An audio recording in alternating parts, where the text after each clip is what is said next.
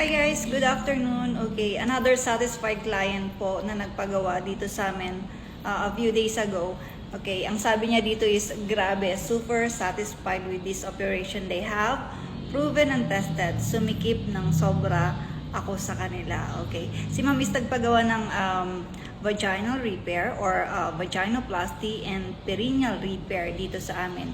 Then, kayo guys, kung nakakaramdam po kayo ng kumbaga looseness and then yung punit na perineal area,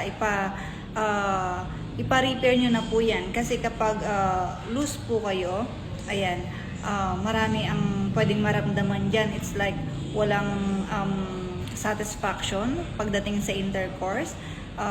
Mapiprevent din natin yung paglabas ng buwa kapag nagpa-tighten po tayo. And then, napiprevent din po natin yung urinary incontinence, diba? Pag umiihi or kapag umuubo or tumatawa tayo, tapos naiihi tayo, ganon.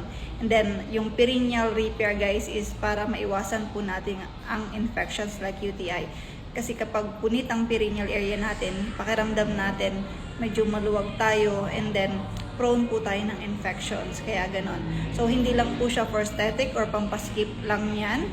Okay, pang health condition din yan. May mga magagandang idudulot din po yan sa inyo. Okay, kaya kung may mga questions po kayo, feel free to message us para mabigyan namin kayo ng possible solution para sa mga concerns ninyo. Okay, thank you so much po.